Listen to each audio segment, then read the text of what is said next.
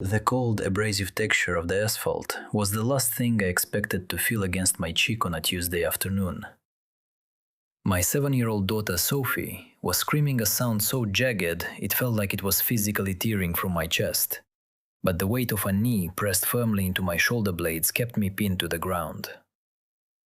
My brother-in-law Mark, the man who had sat at my dinner table every Sunday for the last decade, leaned down and tightened the handcuffs until the steel bit deep into my skin. "Stay down, David," he hissed, his voice trembling with a terrifying kind of triumph, while my wife Elena stood by our luxury SUV, her arms crossed, watching the scene with the detached curiosity of a stranger witnessing a minor traffic accident. She didn't move to comfort our sobbing child. She didn't even tell Mark he was making a mistake. She just watched as her husband, a sitting circuit court judge, was treated like a violent fugitive in his own driveway. The silence that followed the initial chaos of the arrest was the loudest thing I had ever heard. It was a silence that told me everything I thought I knew about my life was a meticulously crafted lie. Just 3 hours earlier, my world had been a sanctuary of order and hard-earned prestige. Our neighborhood was the kind of place where the lawns were manicured to the millimeter, and the air always smelled faintly of blooming jasmine and expensive cedar mulch. Our house, a sprawling colonial with white pillars and a wraparound porch, was the physical manifestation of my career. 20 years of grueling law school, late nights at the firm, and eventually, the heavy responsibility of the black robe. I remember the morning started with the familiar, comforting ritual of our household. The sunlight had been streaming through the floor-to-ceiling windows of the kitchen, catching the steam rising from my porcelain mug of Colombian roast. Elena was there, looking effortlessly elegant in her silk robe, moving through the kitchen with a grace that still made my heart skip a beat after 12 years of marriage. She was the daughter of a prominent local developer, a woman born into a world of country clubs and gala dinners, and I had spent a significant portion of my life making sure I was worthy of her. "Don't forget Sophie has gymnastics at 4, she had said, her voice smooth and melodic, as she buttered a piece of artisanal sourdough. She leaned over and kissed my cheek, the scent of her expensive French perfume, something with notes of iris and sandalwood, lingering on my skin. Everything felt permanent. Everything felt safe. I spent my days in the courtroom dealing with the wreckage of other people's lives, divorces, betrayals, the dark underbelly of human nature, and coming home to Elena and Sophie was my anchor. I believed our home was the one place where the law of the jungle didn't apply. Mark, Elena's younger brother, was a constant fixture in that sanctuary. He was a sergeant in the local police department, a man who wore his uniform like a suit of armor to compensate for the fact that he had never quite lived up to his father's expectations. To the rest of the family, Mark was the brave protector.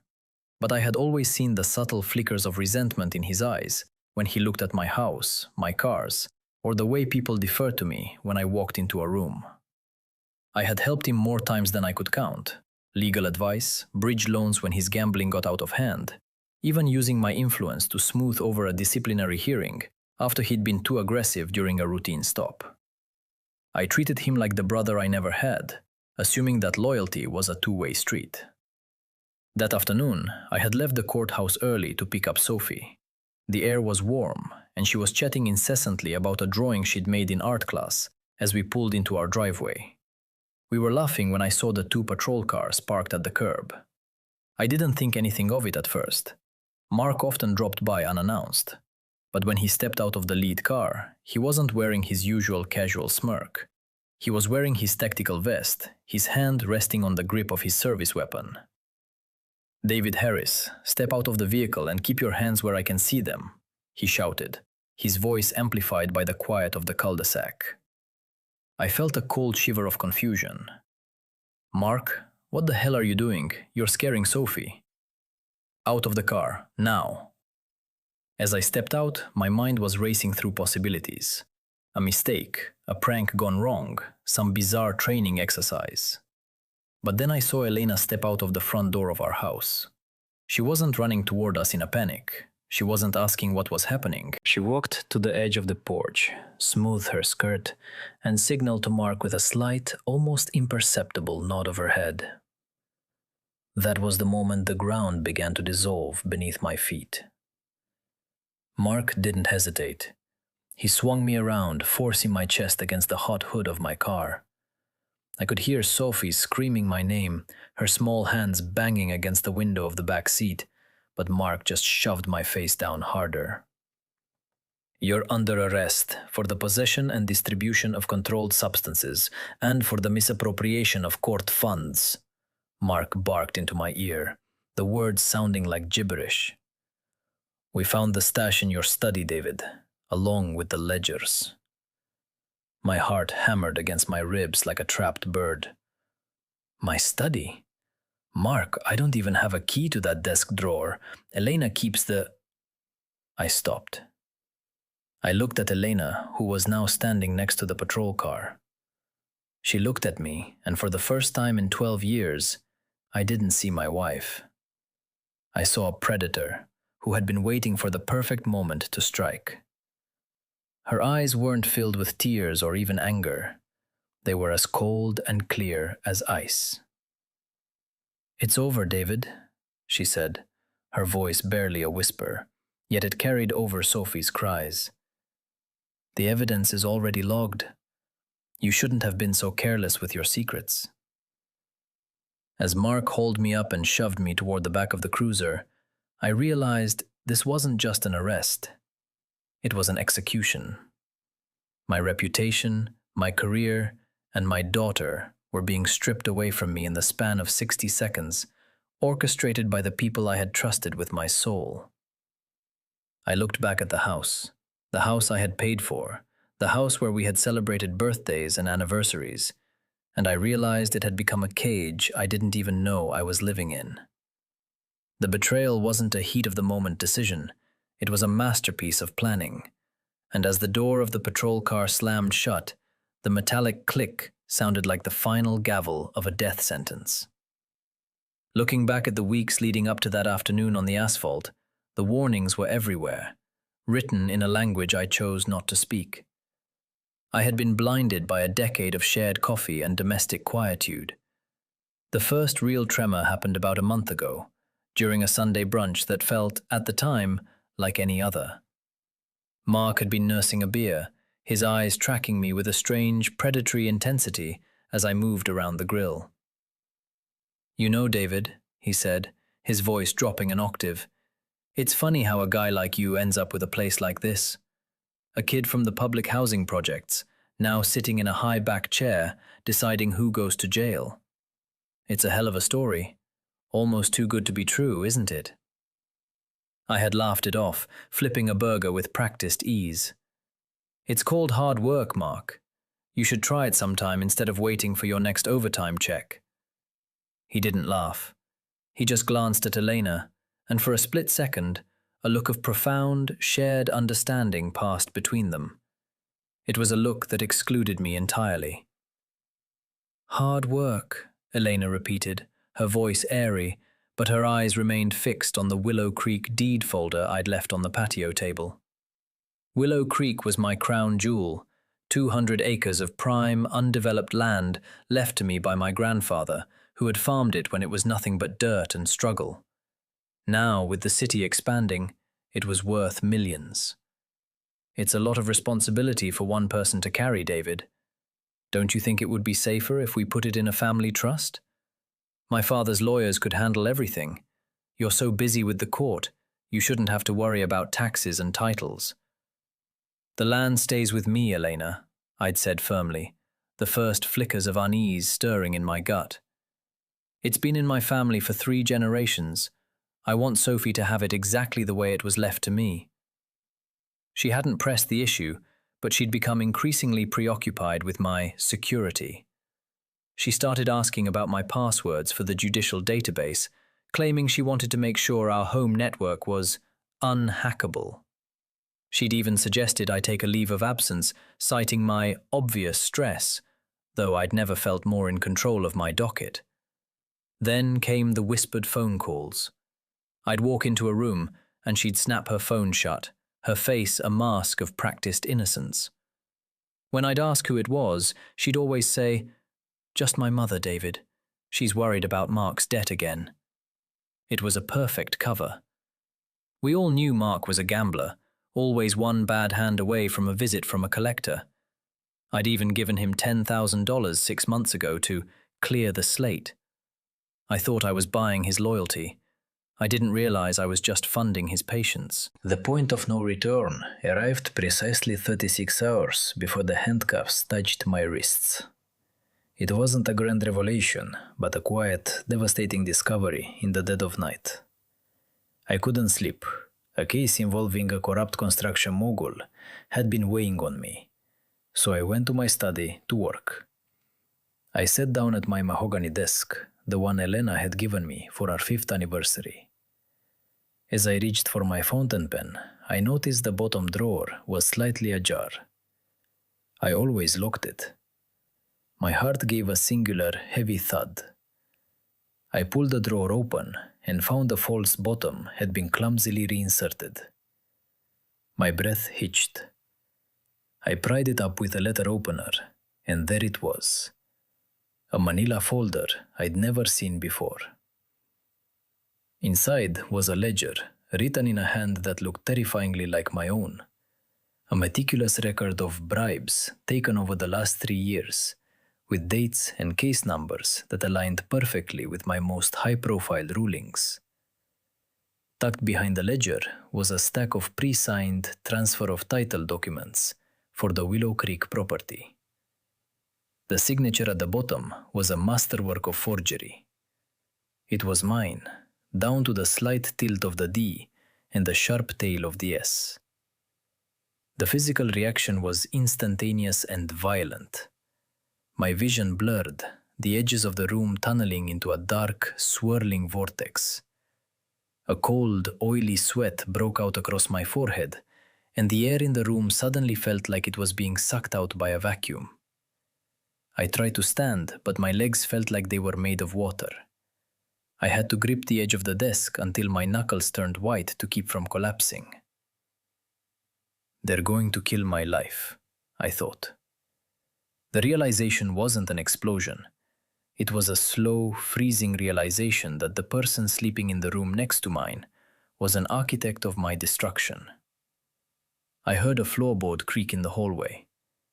I shoved the folder back, closed the drawer, and slumped into my chair just as the door opened. Elena stood there, framed by the moonlight, looking like a guardian angel in her white nightgown. "David, what are you doing up so late?" she asked, her voice dripping with a sweetness that now tasted like hemlock. Just some paperwork, honey," I managed to say, my voice sounding like it was coming from miles away. "I'll be up in a minute." She walked over and placed her cool, slender hands on my shoulders. I had to fight the urge to scream, to recoil from her touch as if she were a viper. She leaned down and kissed the top of my head. "You work too hard, David, but don't worry. Soon, you won't have to worry about any of this anymore. Everything is going to be taken care of." The way she said "taken care of" sent a jolt of pure, unadulterated terror through me. I realized then that I couldn't just confront her.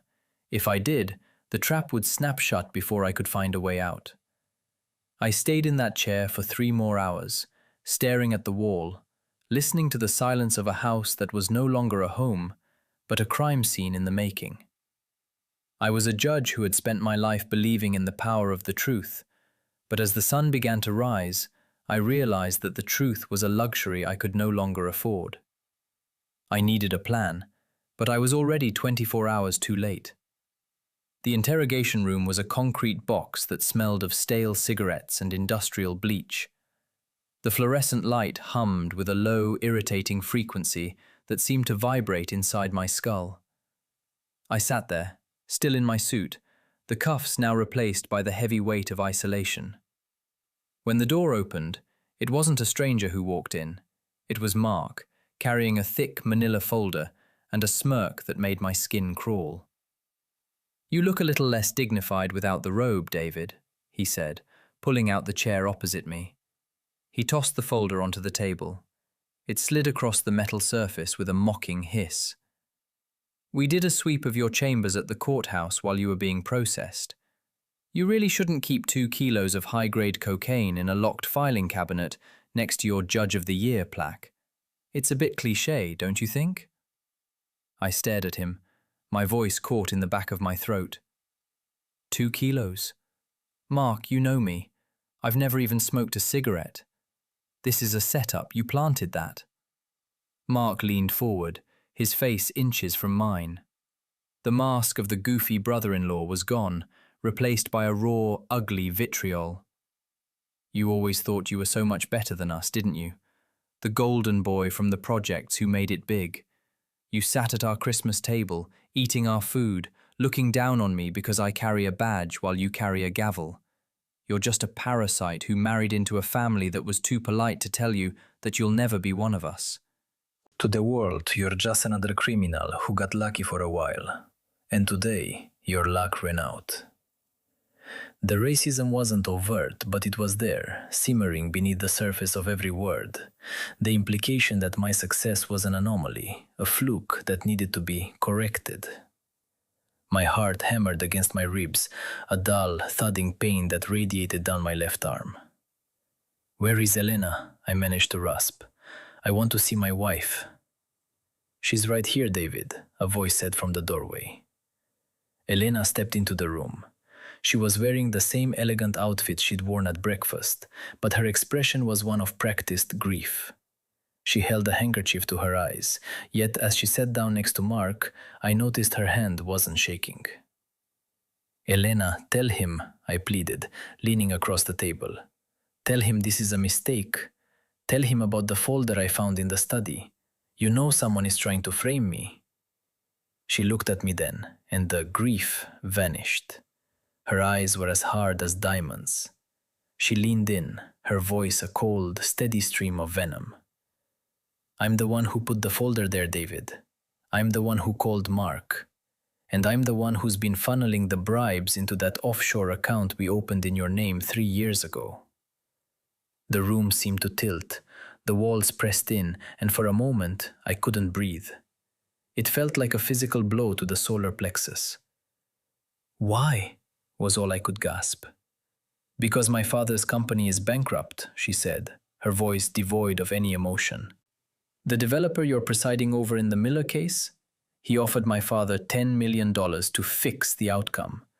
But you're so damn righteous, David. You would never take a bribe. So we decided that if you wouldn't help us voluntarily, you'd help us by becoming the fall guy.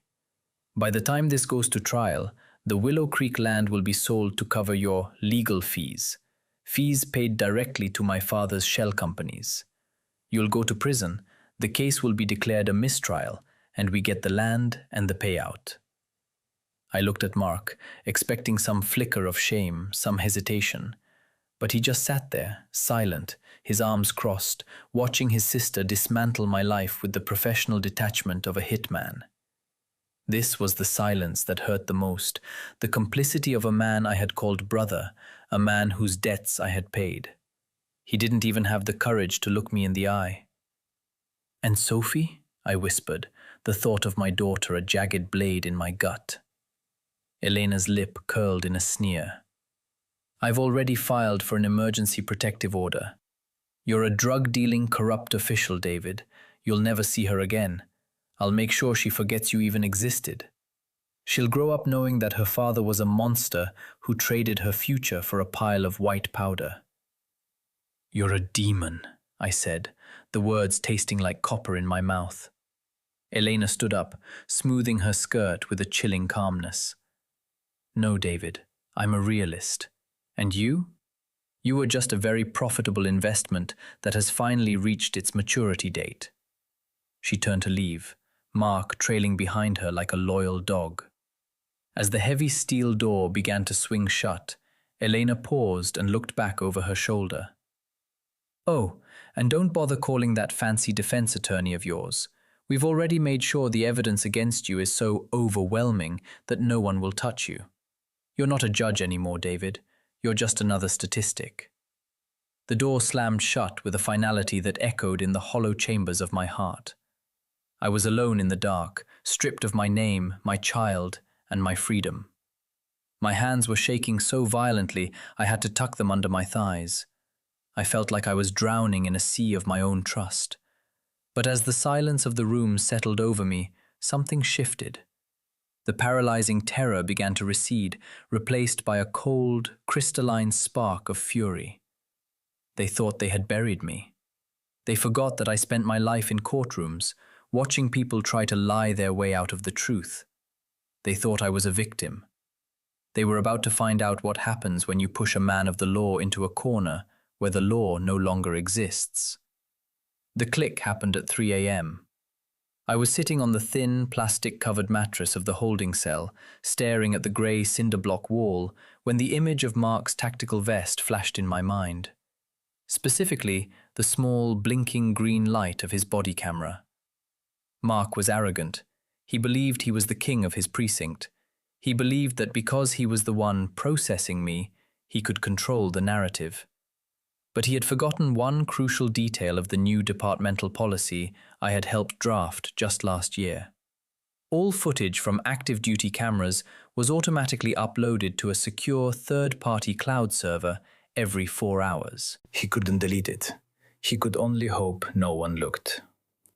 The terror that had been suffocating me for hours suddenly crystallized into a cold, diamond-sharp resolve. I didn't need a defense attorney yet. I needed a scalpel.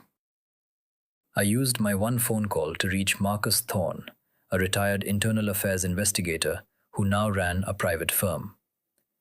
10 years ago, I had cleared Marcus of a false corruption charge that would have cost him his pension. David? Marcus's voice was gravelly and alert. I saw the news. It's all over the local wires. They're saying you're the biggest catch in a decade. Marcus, listen to me, I whispered, my voice devoid of emotion. It's a setup. Mark and Elena. Check the cloud server for Mark's body cam footage from 2 p.m. to 4 p.m. yesterday. Look at the angles when he was searching my car. And Marcus, look into Elena's father. Find his debt ratios. Follow the trail of the offshore account they opened in my name. They used a specific IP address to set it up. I'd bet my life it came from the family estate. I'm on it, Marcus said. Sit tight, Judge. Don't say a word to anyone. The next 48 hours were a symphony of calculated silence. I refused to sign a confession. I didn't react when Mark came back to mock me, or when Elena's father sent a lawyer to offer me a deal to sign over Willow Creek in exchange for a lighter sentence. I just waited. I watched the clock, imagining the digital net Marcus was weaving. The confrontation happened at my bail hearing. The courtroom was packed, reporters, former colleagues, and Elena sitting in the front row in a black dress, looking like the grieving widow of my reputation. Mark stood by the side door, arms crossed, the picture of a decorated hero who had taken down a corrupt giant. The prosecutor began his opening, painting a picture of my hidden life of greed. But then, Marcus Thorne walked through the back doors and handed a flash drive to my new counsel. Your Honor, my attorney said, standing up, we have a motion to dismiss based on exculpatory evidence and gross police misconduct. The video played on the large monitors in the courtroom. It was Mark's own body cam footage. In the chaos of the driveway, the camera had been angled downward. It clearly showed Mark pulling 2 wrapped bricks of cocaine from his own tactical pocket and sliding them under the driver's seat of my SUV before shouting that he'd found them. The courtroom erupted. Mark's face went from smug to a ghostly, translucent white. He moved toward the exit, but 2 state troopers, Marcus's old colleagues, were already standing there, their hands on their holsters. Then came the financial records.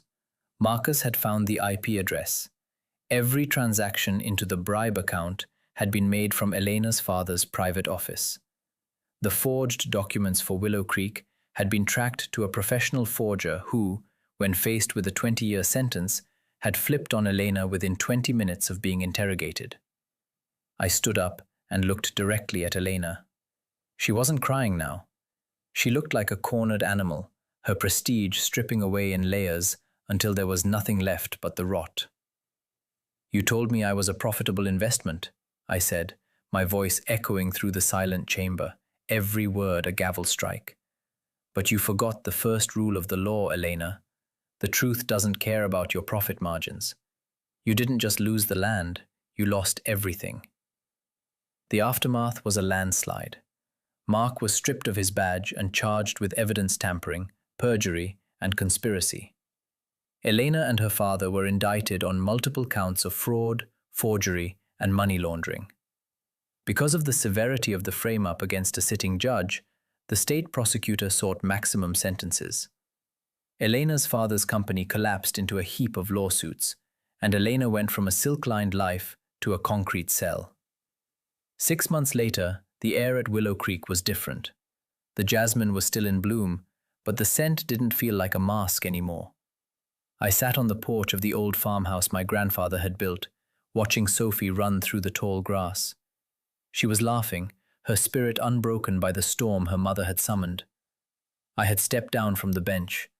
The robe felt too heavy after seeing the darkness from the other side, and I now ran a non-profit dedicated to exonerating the wrongfully accused. My life was smaller, quieter, but for the first time, it was entirely mine. I took a sip of coffee, the steam rising into the cool morning air. I had lost a wife and a brother-in-law, but I had gained a soul that was no longer blind.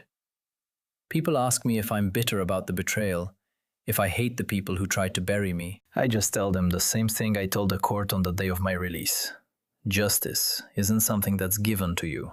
It's something you have to be strong enough to demand. And I have never felt more powerful than I do right now, standing on my own land, under a sky that finally belongs to me.